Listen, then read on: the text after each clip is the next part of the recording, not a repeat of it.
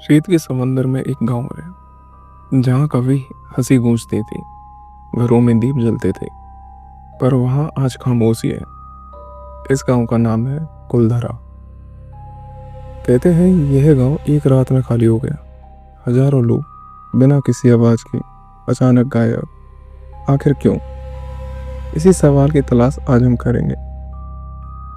राजस्थान के जैसलमेर से करीब 18 किलोमीटर दूर रेगिस्तान की गोद में बसा पालीवाल ब्राह्मणों का एक गांव कुलधरा, जो अपनी उपज, व्यापार, मंदिर और हस्तकला के लिए आसपास के क्षेत्रों में प्रसिद्ध था।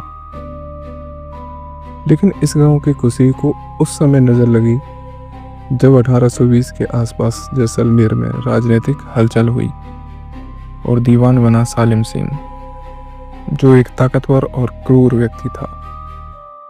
यह लोगों से जबरदस्ती ज्यादा कर मांगता और कर न जमा करने पर उन्हें कठोर दंड देता। सालिम सिंह ने पालीवाल ब्राह्मणों से भी अधिक कर की मांग की, जिसके लिए पालीवाल ब्राह्मण बेमन ही सही पर तैयार हो गए। लेकिन बात उस समय बिगड़ गई जब गांव की मुखिया की सुंदर लड़की पर सालिम सिंह का दिल आ गया। सालिम सिंह ने लड़की से विवाह करने का प्रस्ताव रखा और मुखिया को धमकी दी कि अगर वे इसके लिए तैयार नहीं होते हैं तो वह पूरे गांव को बर्बाद कर देगा। पूरे गांव में चिंता का माहौल था। अगर वे सालिम सिंह की बात मान जाते हैं तो पूरे गांव का सम्मान मिट्टी में मिल जाएगा, और अगर नहीं मानते हैं तो सालिम सिंह पूरे गांव को बर्बाद कर देगा। इस समस्या के समाधान के लिए गांव के सभी लोग मंदिर में इकट्ठा होते हैं और फैसला करते हैं कि वह आज रात पूरा गांव खाली कर देंगे। गांव के सभी लोग जरूरी सामान बैलगाड़ी में ला देते हैं और गांव छोड़ने से पहले आखिरी बार मंदिर में दीपक जलाते हैं और गांव को श्राप देते हैं कि यह गांव दोबारा कभी आबाद नहीं होगा। जब सालिम सिंह अगले दिन गांव में पहुंचा तो उसकी आंखें फटी रह गईं। कुछ घरों में चूल्हे अभी भी जल रहे थे। घरों में कपड़े, चारा, बर्तन सब जैसे कि तैसा था। गांव में सब कुछ था सिवाय लोगों के। सालिम सिंह अपने इस हार को कभी भुला नहीं सका और इसी अफसोस के साथ कुछ समय बाद सालिम सिंह की मृत्यु हो गई।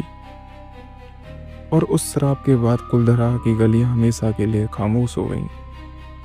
कहा जाता है कि जिसने भी यहाँ बसने की कोशिश की उसका सब कुछ उजड़ गया।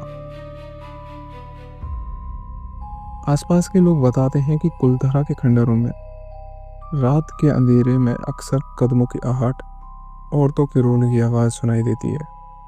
लोग मानते हैं कि कुलधरा के लोगों की आत्माएं आज भी यहाँ भटकती हैं या घूमने है। कुछ लोगों का कहना है कि उन्होंने यहाँ दिन के उजाले में भी अजीब आवाज़ सुनी है, रहस्यमय परछाइयों को महसूस किया है।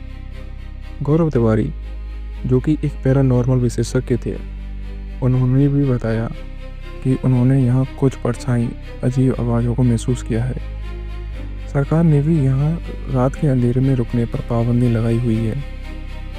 वहीं कुछ विशेषज्ञ मानते हैं कि यह हमारे मन का वहम है और अकेलेपन की कल्पनाएं।